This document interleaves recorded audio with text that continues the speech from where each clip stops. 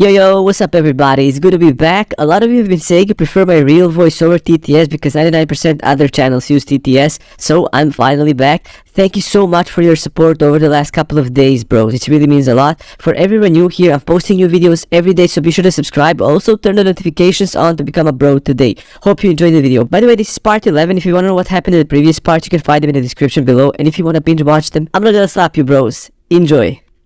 Now we skip ahead 1 week from where we left off in the last part, when Mr. Lin was talking about the plant he got from Doris. And we see how this plant is sprouted into a beautiful rose-like looking flower.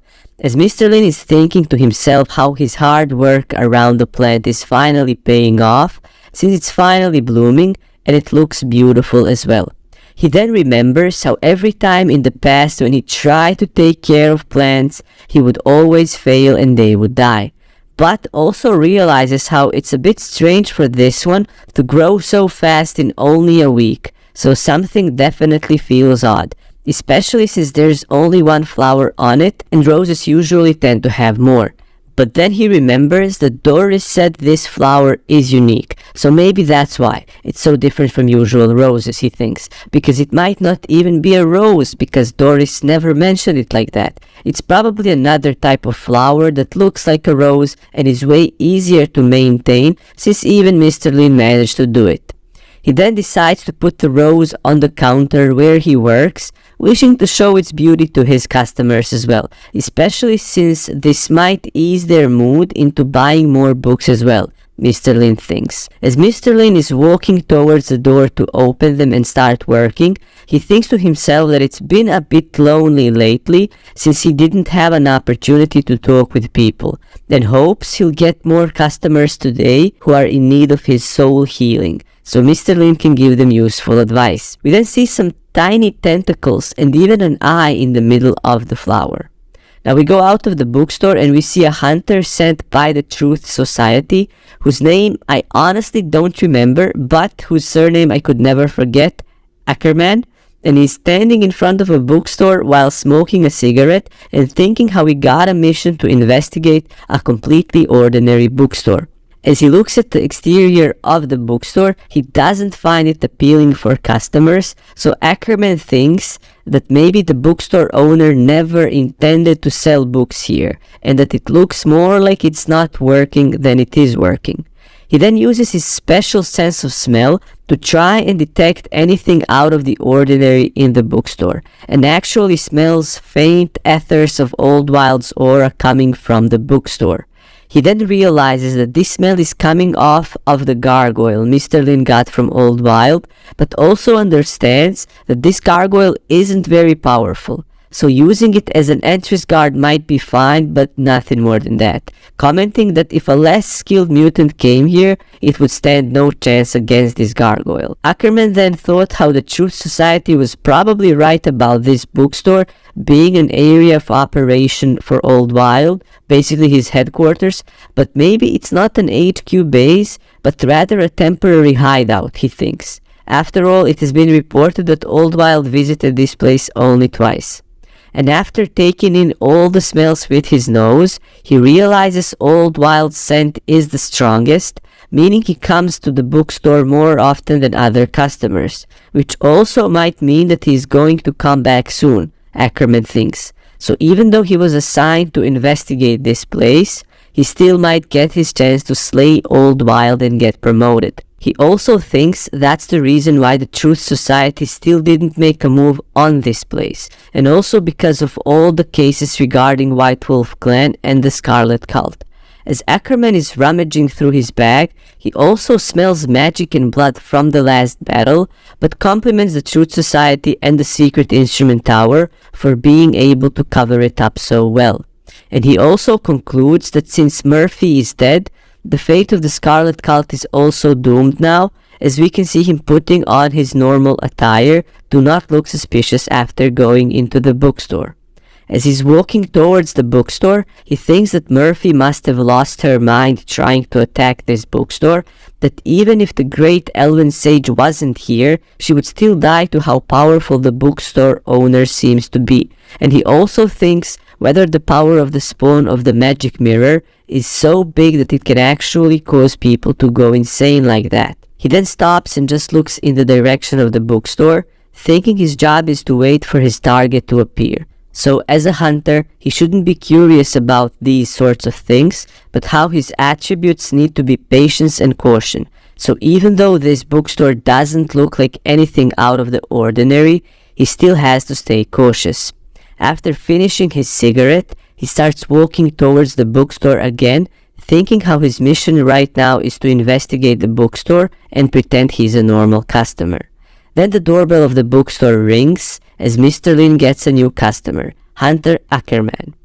After entering the bookstore, he immediately realizes that there's no supernatural aura in here, and that the bookstore itself also looks quite ordinary and normal, besides the gargoyle on the table, which was Oldwild's creation, Ackerman thinks, and also figures out that the gargoyle can detect murderous intent and attack immediately. So basically, if Ackerman doesn't mean to hurt Mr. Lin, he should be completely safe. But also thinks how his disguising skills are pretty good, so good that even another destructive level mutant wouldn't realize he's trying to attack him before Ackerman actually attacks. Now he focuses on the bookstore owner, and even though he looks like a normal person, he's still Oldwild's contact, so Ackerman thinks he needs to be careful around him. As we see Mr. Lin so happy for getting a new customer, greeting him and welcoming him in. He then thinks how he didn't get new customers for a while, and how even though it's sometimes nice to be peaceful and not have to work, he prefers giving people soul healing advice, especially since it usually leads to him selling books. He also thinks how there were a lot of people in front of the bookstore after the explosion, but no one entered, and maybe I need to renovate the bookstore to attract more customers, Mr. Lin thinks. So in order to earn money for this, he can't let go of any new customers that he actually gets. He then tells Ackerman his usual opening lines to new customers. Are you here to read, borrow, or buy any book? If you have any questions, feel free to ask me anything. Ackerman responds by saying that he's just browsing, thinking that this kind of an answer makes him look like a normal customer, and he thinks how good his acting is, so he'll just randomly look around as if he's browsing, so he doesn't look suspicious.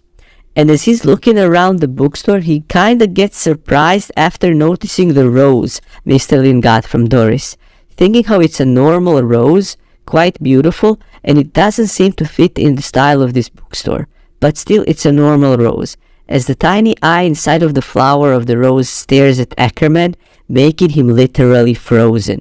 What? I can't move. What's happening? He thinks.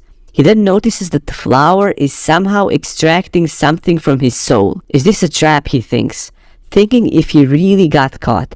But that's impossible, since he didn't detect any magical fluctuations here. His entire body frozen and shivering, as Mr. Lin, without noticing it of course, asks Ackerman if he has any questions. Mr. Lin also tells him to browse however he likes, and Ackerman, now getting more and more scared, thinks to himself, how am I supposed to browse when I can't even move? Thinking how Mr. Lin has seen through his disguise from the start and planned doing this. He also thinks how Mr. Lin's face looks like a happy hunter who just caught his prey in a trap, and that even though at first his warm and pleasant smile might look like it's full of enthusiasm, it's actually full of mocking malice. Ackerman starts thinking of Mr. Lin as someone who's so powerful that even though Ackerman was disguised and pretended to be a normal customer, Mr. Lin immediately realized this and made him frozen, and then said to browse however he wants, just to mock him and to show him how powerful Mr. Lin actually is. Ackerman thinks how this bookstore owner just wants to see the fear and the helplessness in the eyes of his prey, also thinking how Mr. Lin is being too obvious with this and taunting him by saying to look around, even though he clearly knows that Ackerman can't move. Ackerman then thinks how he has never been so humiliated before in his life, and that even death would be merciful now, but how this bookstore owner wants to destroy his entire being.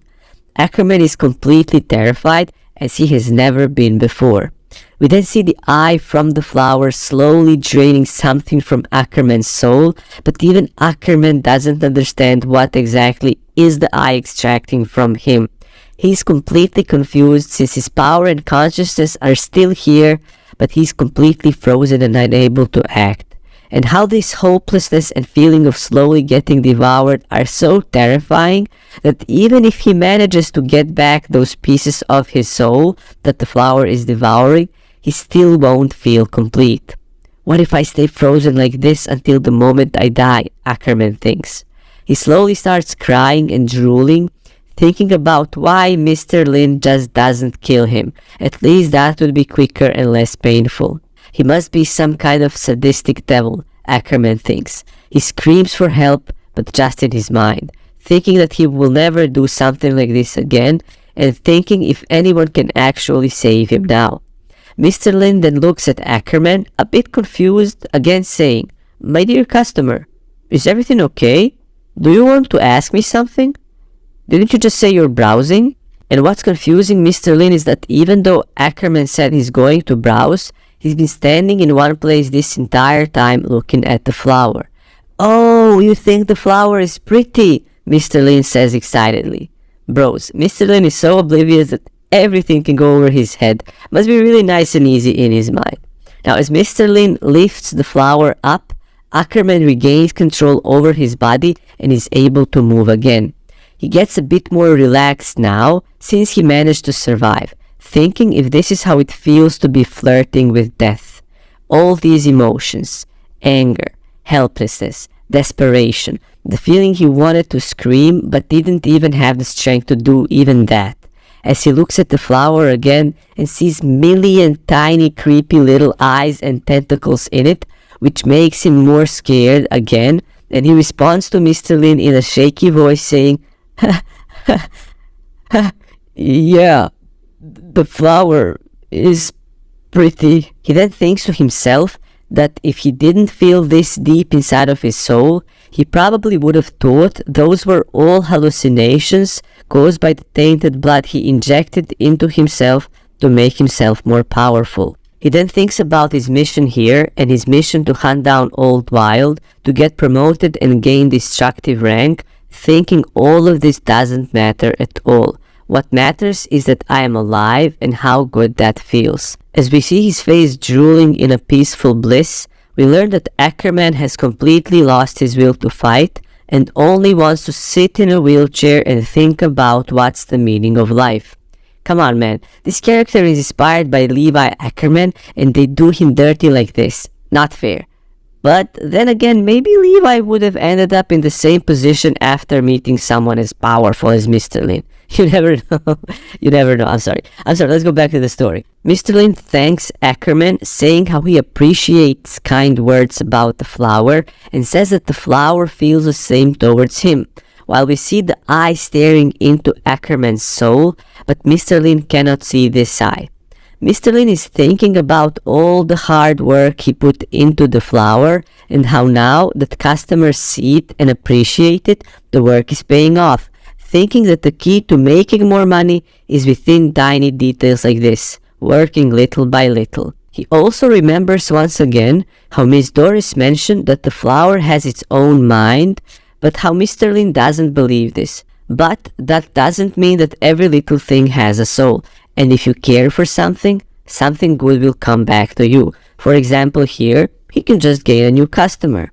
He also thinks about how much he actually cares about the flower because he spent many hours over the last week caring for it. And naturally, you grow to like something you take care of. While Mr. Lin is thinking all of this, Ackerman is looking at him completely terrified and confused, not realizing what's going on, thinking how Mr. Lin is toying with his prey, but also seems close to that demonic flower, as if this flower's power is like a child compared to an adult when it's compared to Mr. Lin. Ackerman even thinks about how when destructive level black mages worship their dream beasts after summoning them, but Mr. Lin looks at the flower as if it's not powerful at all, let alone not worshipping it. Even destructive level black mages would treat something vile and powerful like this flower with respect, he thinks, and wonders how powerful the owner is when he treats the flower as a little kid. Maybe he's not human, Ackerman thinks, while envisioning a huge demonic force around Mr. Lin. Maybe he's like the flower. On the outside he looks human and timid, but on the inside he contains vast amounts of power, so much that even Ackerman, after trying to detect it, couldn't detect anything. He thinks that Mr. Lin might be so powerful that he is a higher form of existence, probably even above indescribable level. As he quivers, Ackerman comments by saying, "I can see you've put a lot of effort into that flower. I'm just telling the truth." He then thinks how the Truth Society must know what's going on here, and they sent Ackerman as a scapegoat intentionally to confirm the situation. He then also remembers Old Wild, thinking there's no way he could use this place for hiding. He probably just comes here to make offerings to this higher being, since this place is too dangerous to actually hide here. Ackerman thinks how he needs to use the first chance he gets and leave this place, hopefully without angering Mr. Lin, and then comments saying that it's getting quite late and he doesn't want to bother Mr. Lin, so it's better if he goes. To which Mr. Lin comments back by saying, "My dear customer, you look a bit sick." Ackerman is left speechless by how scared he is as Mr. Lin continues, "I can see you're a bit pale. Do you want to rest for a bit? I've prepared this chair for relaxing and chatting, so why don't you take a seat?" This frightens Ackerman even more because now he thinks Mr. Lin figured out he's trying to escape. Maybe he got mad because I was lying when I complimented the flower. Why is he stopping me anyway? All of these thoughts race through Ackerman's mind. He answers in an even shakier voice now. No, I'm feeling completely fine." Mr. Lin tells him he shouldn't force himself, while thinking how stubborn this customer is because he doesn't want to show his weak side in front of other people. So Mr. Lin begins his analysis of his customers. Naturally, a complete misunderstanding of an analysis, but an analysis nonetheless.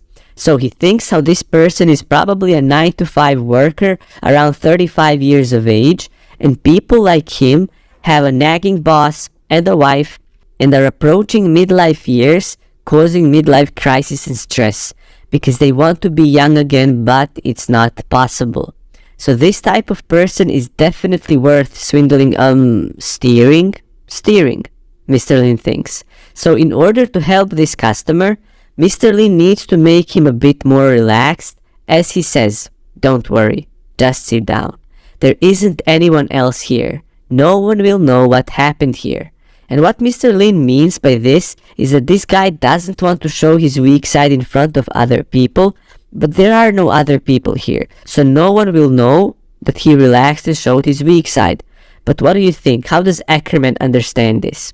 Then Mr. Lin continues speaking, telling Ackerman to look at him as his old friend, and if there's anything that's on his chest, he should let it out and tell Mr. Lin about it. Mr. Lin makes a scary face accidentally, because in his mind he admires how good he is with his customers while telling Ackerman, "I'm great at opening other people's hearts."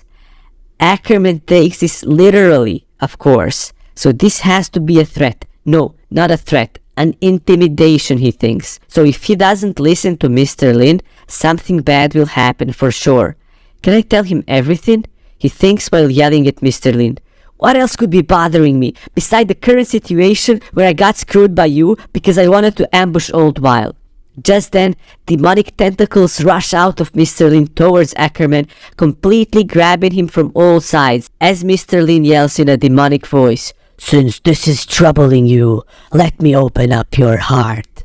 Then Ackerman snaps back to reality, and we see that all of this is just what he thinks is going to happen if he openly tells Mr. Lin everything, as Mr. Lin is looking at him with a slightly dull and confused face.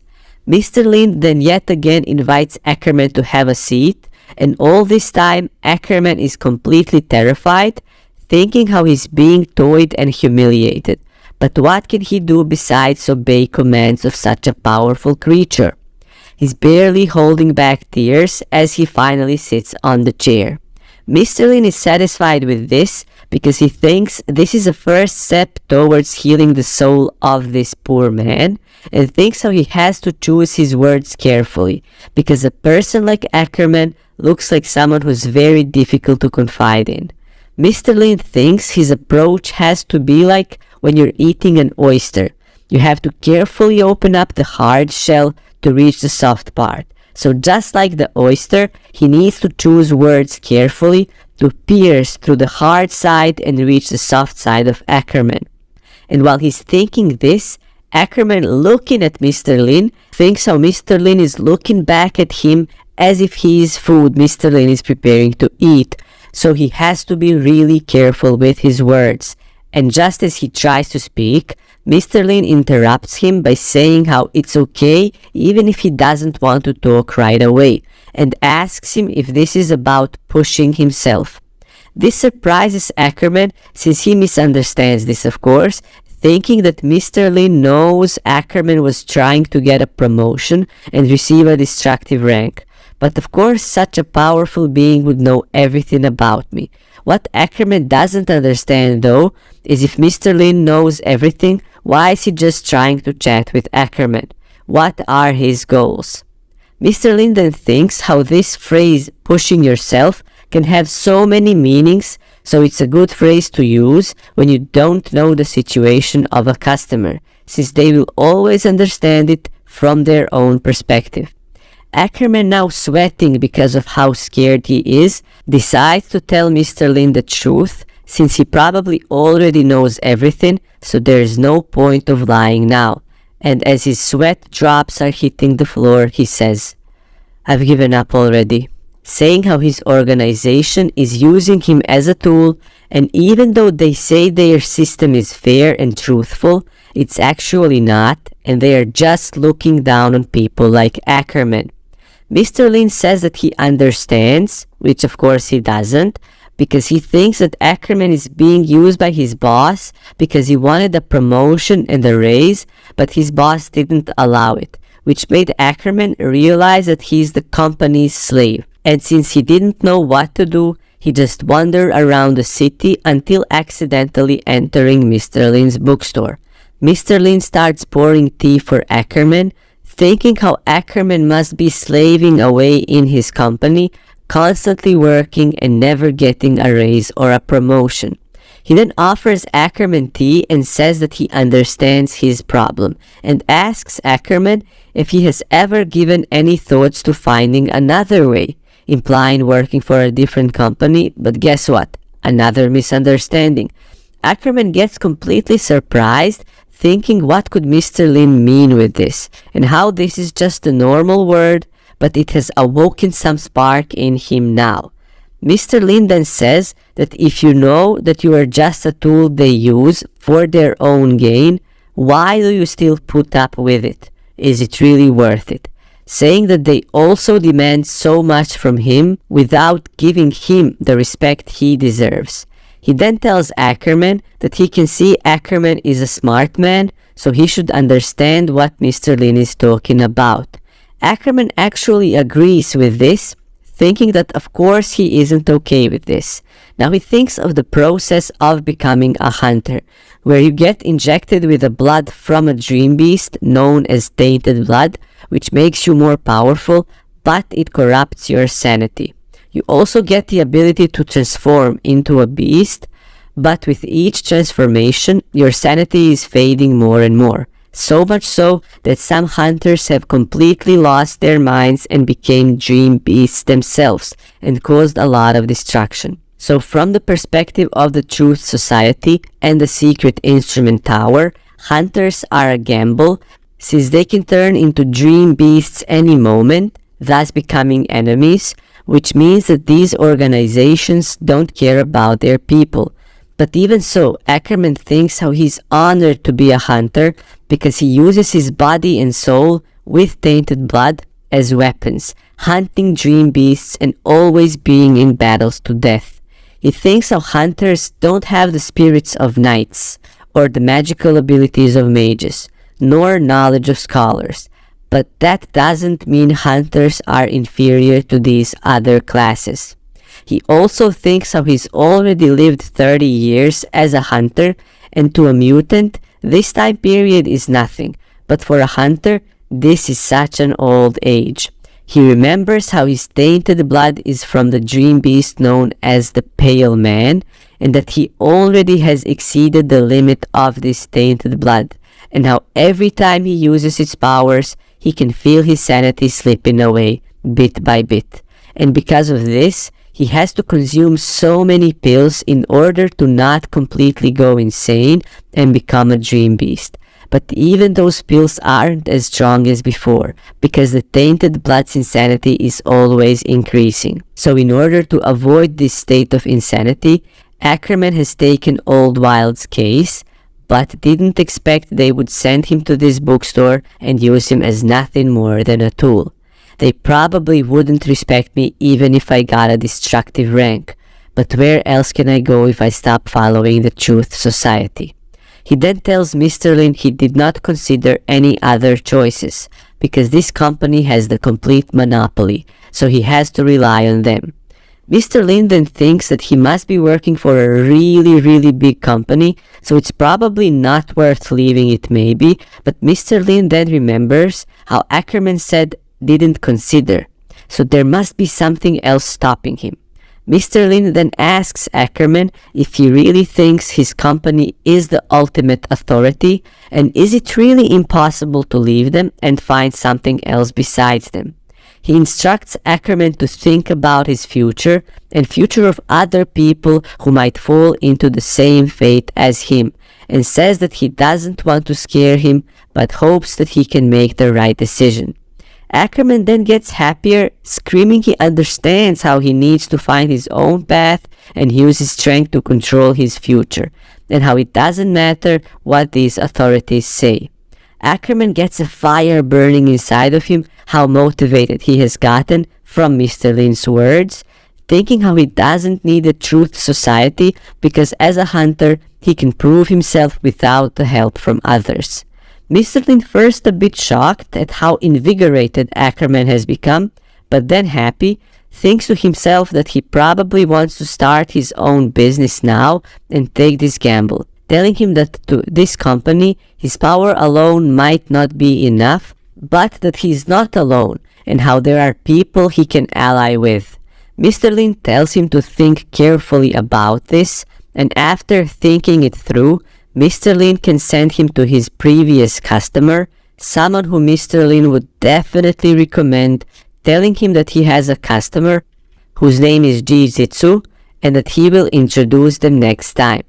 Mr. Lin is thinking this because he thinks G's father is a rich company man, so he can definitely help Ackerman start his own company. If you want to know what will happen next, bros, turn on the bell notifications and subscribe so you can see as soon as the video goes live.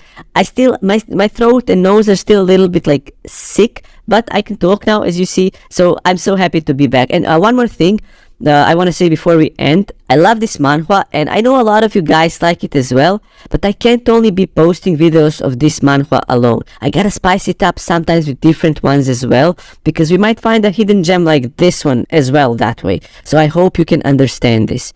Thank you so much for watching, guys. I really appreciate your support, your comments, your likes on the video. They really mean a lot to me, as you can tell, because I answer all the comments. I'm like, a lot of time in the day I spend answering comments now, but it makes me happy. So thank you so much. Have a great day and peace.